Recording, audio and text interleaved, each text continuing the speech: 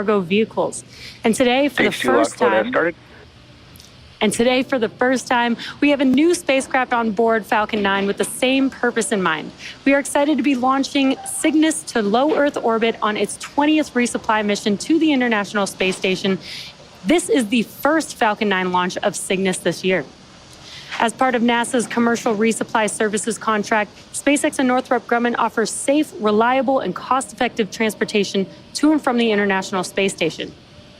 Now, in fact, Dragon and Cygnus are currently the only two operational U.S. cargo supply vehicles capable of supporting station activities, and Falcon 9 is the only U.S. launch vehicle in operation capable of delivering these spacecraft to low Earth orbit. The teams here at SpaceX are proud to provide these services which ultimately further our goal of one day making life multiplanetary. Now at T-minus 15 minutes and 30 seconds, all is looking good for an on-time launch. The vehicle and payload are healthy, the range is ready to support, and weather looks great there in Florida. As you might imagine, the crew on board the space station is preparing for their upcoming delivery. For more on those preparations, NASA's Rob Navius. Rob? Well, thank you, Jesse, and good day to everyone from Mission Control in Houston and the International Space Station Flight Control Room here at the Johnson Space Center. It's a full house aboard the International Space Station with 11 crew members representing 8 nations in support of the Axiom 3 mission. But the focus of attention today is the Falcon 9 launch of the SS Patricia Hilliard Robertson Cygnus cargo craft, Northrop Grumman's resupply vehicle that is poised to deliver 4 tons of science and supplies to the outpost. Now, a launch today for Cygnus will bring the spacecraft to the station in the wee hours Thursday, where NASA astronauts Jasmin Moghbeli and Loral O'Hara will be poised in the cupola at the robotics workstation, ready to extend the Canadarm2 robotic arm to grapple Cygnus for its installation to the Earth-facing common berthing mechanism on the Unity module for a stay of about 6 months. Originally, Cygnus was to have spent 4 months on the station, but its stay has been extended to mid-July to accommodate stowage and potential reboost capability. So with you, Jesse, we're watching the countdown clocks ticking backward. Now back to you in Hawthorne. Awesome. Thanks, Rob. Falcon 9 is a reusable 2-stage rocket designed and manufactured by SpaceX for the reliable and safe transport of people and payloads in Earth orbit and beyond. Today marks SpaceX's 305th launch, and for those of you following along, you'll know that about 1/3 of those launches were in 2023 alone and represent 80% of the world's total mass to orbit. We are currently launching about every 3 days and are looking to launch up to 150 missions in 2024. And reusability is what makes this all possible. Starting from the bottom of the rocket, the first stage, also referred to as the booster, makes up over 60% of the entire length of the Falcon 9 vehicle. It's also the part of the vehicle that gets reused over and over.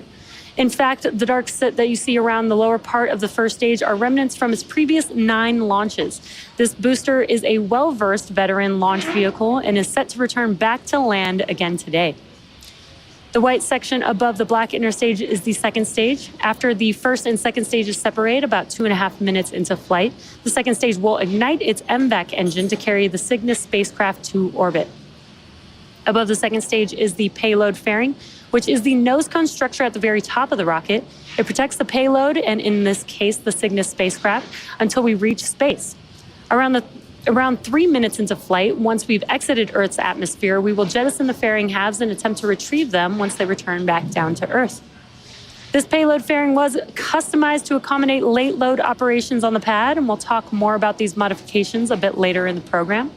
For now, let's learn a bit more about the spacecraft itself. Rob? Thanks, Jesse. As mentioned earlier, Northrop Grumman's Cygnus cargo craft is about to deliver about 4 tons of science and supplies to the International Space Station, hitching a ride today for the first time on the venerable SpaceX Falcon 9 rocket. On the phone with us right now to discuss this unique marriage of rockets and resupply is a former veteran astronaut, Dan Tawney, who flew 2 supply and assembly missions to the International Space Station. He is now Northrop Grumman's program manager for human exploration and operations. Dan, it's been a while, but it's great to have you with us today. Rob, it's great to hear your voice and to be working with you again. Thanks for the call. Resupply vehicle brings to the complex in what amounts to its own complex operation. Yeah, it is a complex operation, and from a crew member's point of view, boy, it's like Christmas. Or nowadays, it's like watching the Amazon truck show up and unload a bunch of stuff. We're bringing over 8,000 pounds of stuff to the crew, and not only is it, the scientific experiments and stuff that the space station itself needs, but it's food, it's clothes, and really, personally, to the crew, it's notes and mementos and stuff from their families and friends. It's great to put a little personal stuff in there. So it's an exciting day to receive a new cargo ship, but boy, they've got a lot of hours ahead, unloading everything, putting it someplace in the station, and then and filling it back up with trash. And Dan, this Cygnus is named after astronaut Patty Hilliard Robertson, a good friend of yours, who tragically lost her life in a plane crash in 2001. You knew her very well. So on this day, a special day for you, your thoughts about her and the fact that Cygnus is named in her memory. Yeah, one of the things we've done on Cygnus from their very first mission is name them after space pioneers, people that are very important to the human space program. And this is very personal for many of us. In my class, we've been able to name a Cygnus for Pierce Sellers, and Laurel Clark was the last one. And in this one, we get to honor Patty Robertson. She was in the class of 98. We were in the class of 96. So we were sort of the sophomores to her freshman class. And so we got the honor of being with those guys when they were getting ready for their first 238 flight and their first sim and their first NBL run. And so got to know them very well. Patty, she lit up a room. She was so wonderful to work with. Her attitude was great. She was smiling.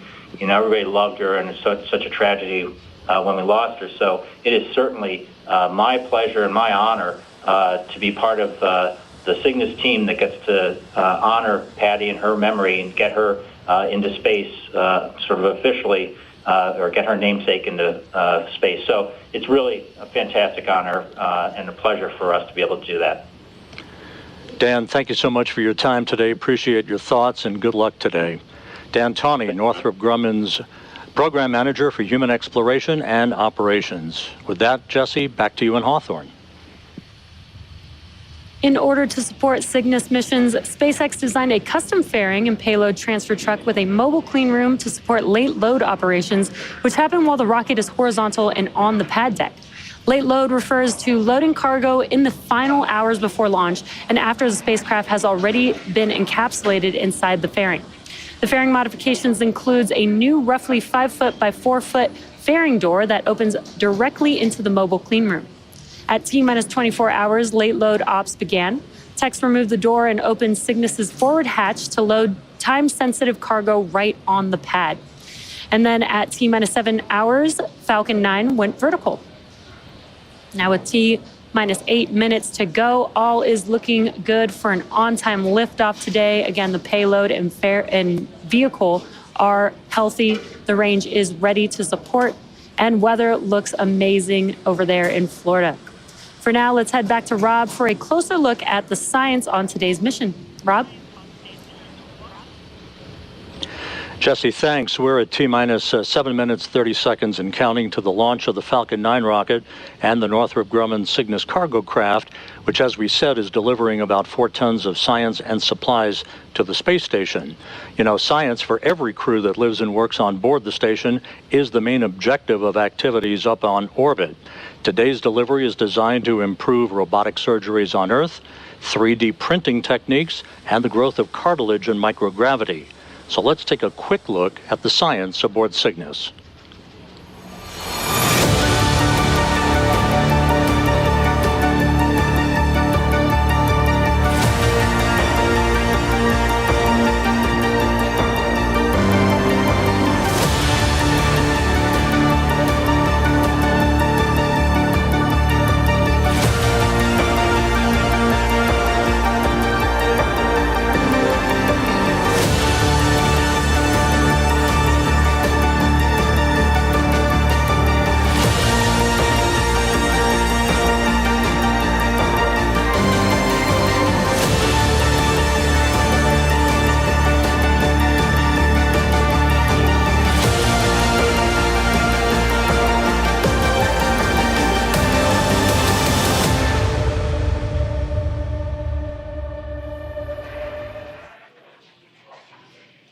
It's T-minus 6 minutes and 5 seconds, and the SpaceX team is working no significant issues. Weather is go, range remains go for launch, and at this point, RP-1 fuel is completely loaded on the second stage and nearly complete on first stage. Liquid oxygen loading is underway on both stages and will complete at T-minus 2 minutes to launch.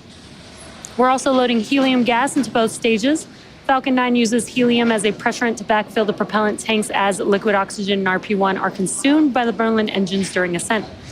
Helium load began before the broadcast went live and will continue to top off until a minute and a half before launch. Jesse, to make sure engine startup goes well, SpaceX performed what is called engine chill, where a small amount of the super chilled liquid oxygen flowed into the Merlin engine's turbopumps. This was done to avoid a thermal shock to the propulsion system when the full flow of super chilled liquid oxygen is introduced into the Falcon 9 plumbing. Cygnus is also undergoing final vehicle health checks at this moment as it prepares to go on internal battery power, all of that being monitored by Northrop Grumman flight controllers in Dulles, Virginia. Now, the next event coming up will be the transporter erector retracting away from the vehicle. Now, the transporter erector, or the TE, is that large structural structure next to Falcon 9, which you can see there on your screen. There are some clamp arms that are around the second stage just below the fairing. Those will open up first, and once they are fully open, then the TE can recline away from the vehicle. And we did hear a call out that strong back retract is starting now. And it's a bit slow and slight, but you can see on your screen those clamp arms that I mentioned just below the fairing there are opening up. Again, in these last few minutes, Falcon 9 is performing final health checks on its primary communications, avionics, and propulsion systems in preparation for flight.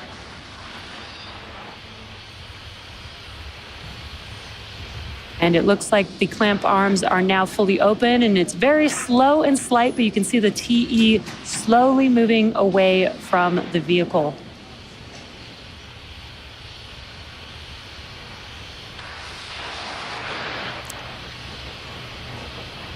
And that should conclude the TE retraction. Now, we may hear some callouts that engines are also sufficiently chilled as we get a little closer to liftoff.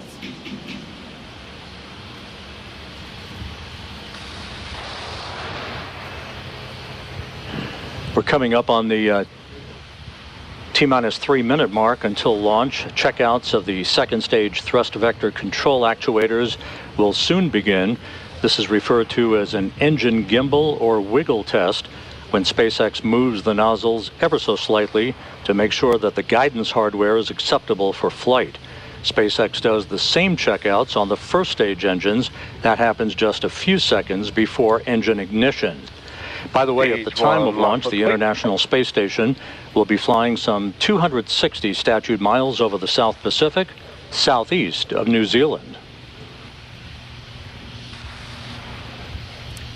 The next milestone coming up will be propellant loading completion on the vehicle. At T-minus 3 minutes, we wrapped up liquid oxygen loading on the first stage vehicle, and coming up next will be liquid oxygen loading completion on the second stage.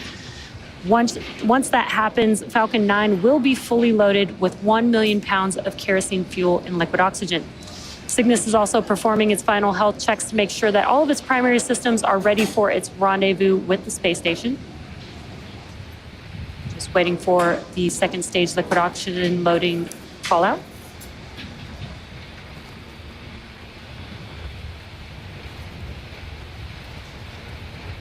Stage 2 lock flow complete. And there it is. That concludes propellant loading on Falcon 9. Now that this is complete, we will begin to vent out, and you can see it there on your screen, the liquid oxygen line on the transporter erector.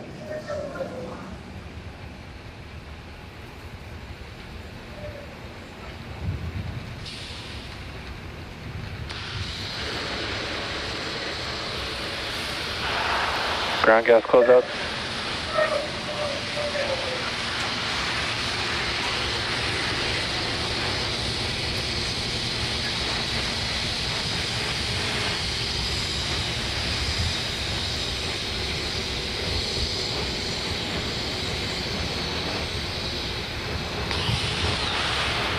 Falcon 9 is in startup.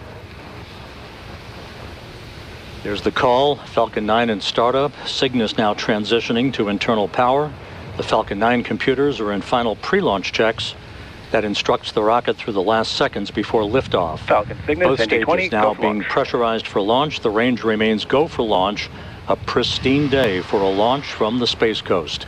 T-minus 40 seconds and counting.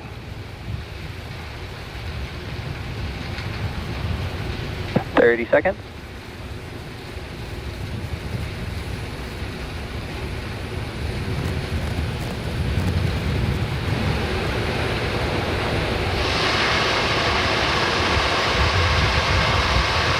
Seconds. T-minus 10, 9, 8, 7, 6, 5, 4, 3, 2, 1. Ignition. Engines full power. And liftoff. Go Cygnus, go Falcon.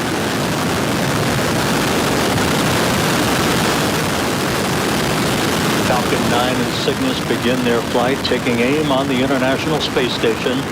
Pitch and roll program are in. Falcon 9 arcing out to the northeast. MOD tier and pressure dropping.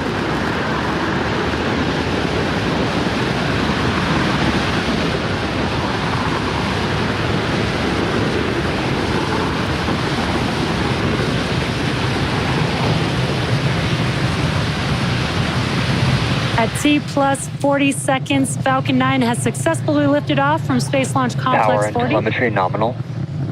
This is our 10th mission of the year and second to the International Space Station. And we've throttled down our engines in preparation for max Q, which is coming up here in a few seconds. This is the largest structural load. Supersonic. This is the largest structural load that the vehicle will see on ascent.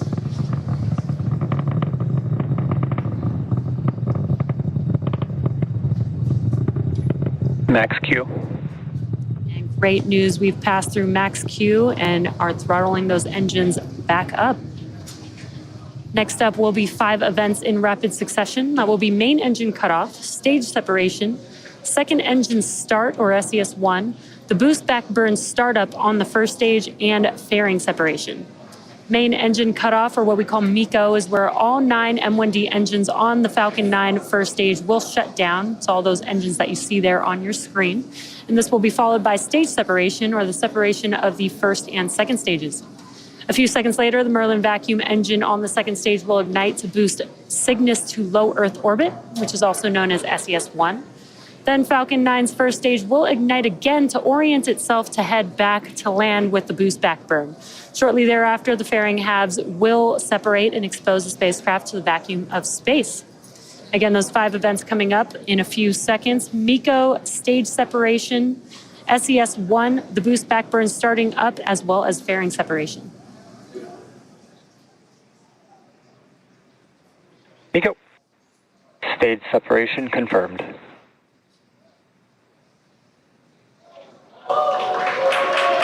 And back ignition. Stage 1 boost back startup. And there we've had MECO, stage separation, the MVAC engine on the second stage ignited, as well as the boost back burn starting up on the first stage vehicle. And some awesome views there on your screen. On your left-hand side is a view from the first stage. On your right-hand side, a view from the second stage.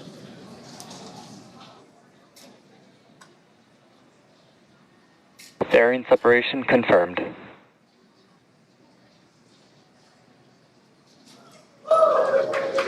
And excellent news. We were able to see and hear the call out for confirmation of fairing separation. You can actually see one of the fairing halves falling back to Earth on your right-hand screen.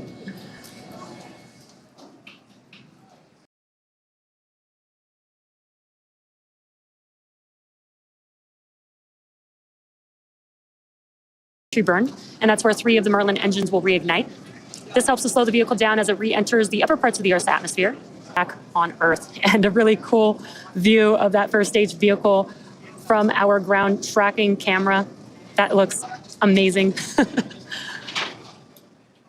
And that entry burn is coming up here in just about 30 seconds or so. Views look amazing today. Again, you can see on your left-hand screen the view of Earth in the background of the first stage as it's coming back down to Earth to land on our landing zone. Right-hand screen, again, is of the second stage, looking aft at our MVAC engine.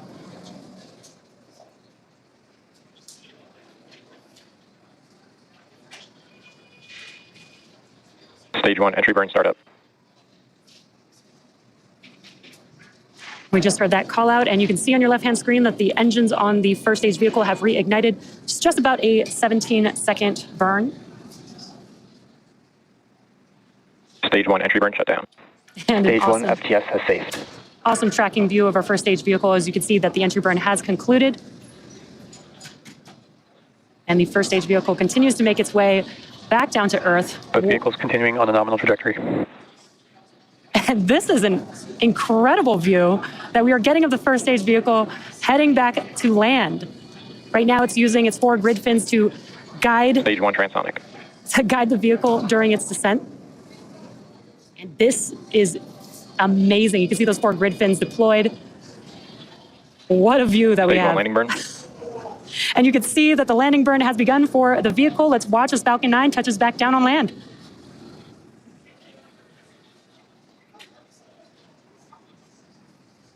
Stage 2, FTS has saved. Stage 1, landing leg deploy. Stage 1, landing confirmed. What a sight to see. Falcon has touched down. This booster just completed its 10th flight and the 268th successful landing of an orbital class rocket, including both Falcon 9 and Falcon Heavy boosters. That was such an incredible view to watch. Now next up is SECO for the second stage. That's where we will shut down this MVAC engine. Nominal orbit insertion. And great news, we heard that call out for SECO 1 as well as confirmation of good orbit.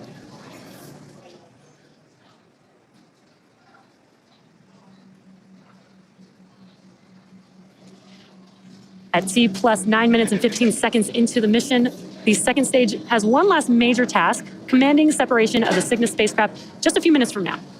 For those of you just tuning in, you're watching a live webcast for NG-20, Northrop Grumman's 20th resupply mission to the International Space Station. This is SpaceX's 10th mission for 2024 and second flight to the International Space Station this year. And for those of you following along, you'll know that Cygnus will be joining two SpaceX Dragon spacecraft that are already docked at station as part of the Crew 7 and Axiom 3 missions. Crew 7 docked with the space station in August of last year, and Axiom 3 arrived earlier this month on January 20th. We are getting some incredible views. Again, what you're seeing on your screen is a view from the second stage looking aft at our MVAC engine. And you can see today that we are flying a shorter nozzle.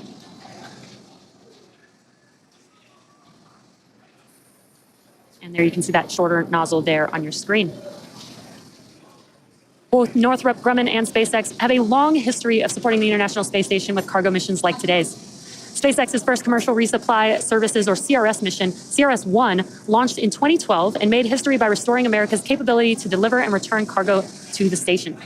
The Cygnus spacecraft has been visiting the International Space Station since 2013, and the first Cygnus CRS mission, Orb-1, launched in 2014.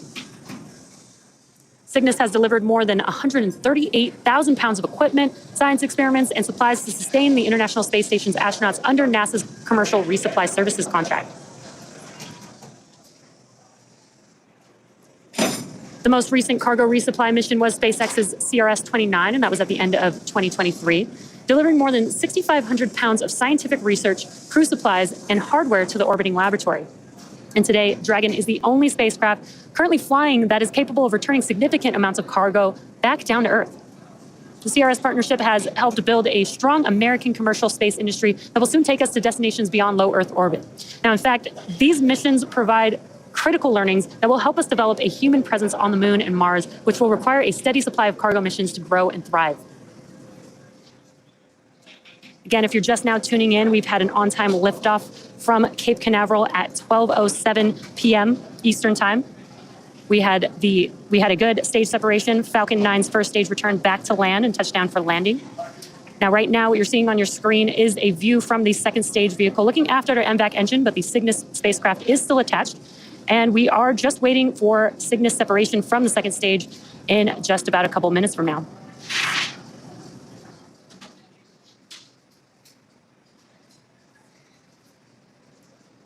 Again, getting some awesome views here. And you can see that the vehicle is coasting. On your bottom right-hand corner of your screen, you can see the speed as well as the altitude of the vehicle with the payload attached. As a reminder, this is the first SpaceX launch of Cygnus this year. Cygnus refers to the constellation that is visible in the northern night sky. It's the company's tradition to name each Cygnus spacecraft in honor of an individual who has made substantial contributions to human spaceflight. Northrop Grumman named the NG-20 Cygnus spacecraft in remembrance and celebration of the life of NASA astronaut Dr. Patricia Patty Hilliard Robertson. Following separation, Cygnus will have a nearly 40-hour transit to the space station, where the station's Canadarm2 will grapple Cygnus, and the spacecraft will attach to the Unity module's Earth-facing port for cargo unloading by the Expedition 70 crew.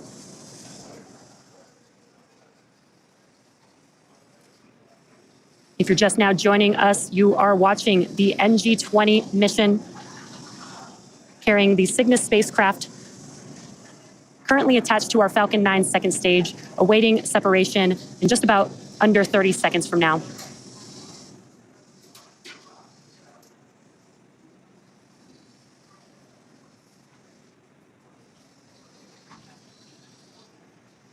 That view that you see there on your screen is looking forward at the payload. And separation coming up here in 3 Cygnus seconds. deploy confirmed. And an incredible view. You can see the Cygnus spacecraft drifting away from Falcon 9's second stage, confirming successful spacecraft separation. The Cygnus spacecraft is now on its way to the International Space Station, expected to arrive in just under 40 hours at 3:20 a.m. Central Time.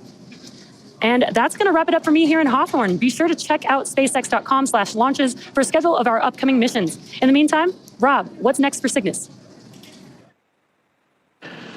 Jesse, thanks very much. Great ride into orbit for Cygnus, and I must tell you that the flight controllers here in the International Space Station Flight Control Room were simply mesmerized by that great video of the first stage landing following its job to deliver Cygnus on its way to orbit. Joining me now on the phone here in Mission Control in Houston is Jeff Arend, the manager for the Systems and Integration Office for the International Space Station program. Jeff, welcome in with us today. Yeah, Rob, thanks for having me. Yeah, it's always good to talk with you. Jeff, a pretty significant day. How significant for the program was today's launch as SpaceX and Northrop Grumman collaborated to send Cygnus on its way to the station? Yeah, I guess I'd start by kind of echoing what you just said, that both of our commercial partners, both for cargo and science delivery, as you said, Northrop Grumman and SpaceX, you know, they've each done an amazing job in all aspects of the service that they provide ISS. And as you kind of alluded to, they've stepped up their game even more this time around with the basically a seamless arrangement to launch Cygnus for the first time on a Falcon 9. So yeah, I can't say enough there. And as you know, the plan going forward is to continue this arrangement for at least a couple more Cygnus flights. And given the overall importance of cargo and science to our mission, you know, the significance of this partnership can't be emphasized enough. It's really hats off to these guys. Jeff, if you would, pretty busy up on the station, 11 crew members, 8 nations being represented in the midst of Axiom 3. So over the next 48 hours, outline for us the upcoming activities for the crew on board as they prepare for Cygnus's arrival Thursday. Yeah, happy to. I'm actually going to start a little bit earlier because it's good to remind folks that because this is a vehicle that we capture with the SSRMS, there is some study time and training time that the onboard crew goes through actually in the week leading up to this event. So Loral and Jaws have been doing some work together, and they actually get some hands-on activity with the actual arm. We actually back away from a grapple fixture and then reapproach the grapple fixture, similar to what they'll do for a capture. So they get a feel for how the arm actually performs in orbit. They also have to do a little house cleaning. There's, the port that Cygnus is going to usually has stowage in front of it, so they need to clear the port both for hatch opening and entering the Cygnus.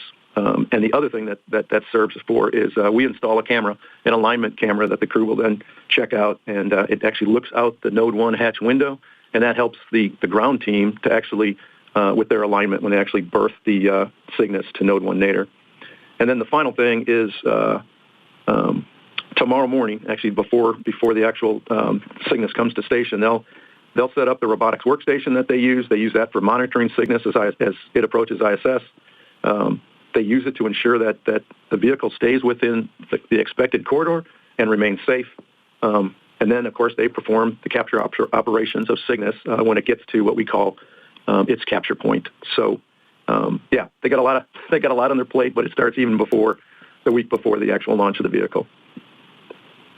Jeff, thanks very much. We appreciate your time today, as always. Yep, thank you, Rob. Appreciate it. Jeff Aaron, the manager for the Systems and Integration Office for the International Space Station. Next up will be the deployment of Cygnus's solar arrays, scheduled to begin around an hour and 40 minutes from now. That critical milestone will take about 30 minutes to complete, and once the arrays are deployed, we'll provide an update on the station blog with the latest news. From this point on, Northrop Grumman flight controllers at their Mission Operations Center in Dulles, Virginia, will be monitoring Cygnus's flight to the International Space Station, along with flight controllers here in Houston. They'll work in tandem early Thursday as Cygnus arrives in the neighborhood of the orbital outpost. With that, we're going to wrap up our coverage of the launch of Northrop Grumman's 20th Commercial Resupply Services mission. Cygnus now on course to be captured at about 3:20 a.m. Central Time, 4:20 a.m. Eastern Time Thursday morning. Live coverage of rendezvous and capture will begin at 1:45 a.m. Central Time, 2:45 a.m. Eastern Time, followed by coverage of Cygnus's installation to the station at 4:45 a.m. Central, 5:45 a.m. Eastern Time. In the meantime, you can learn even more about this mission on the web at nasa.gov/commercial resupply. So on behalf of my colleague Jesse Anderson of SpaceX in Hawthorne and our colleagues at Northrop Grumman, thank you for joining us today. We'll see you back here early Thursday morning. This is Mission Control Houston.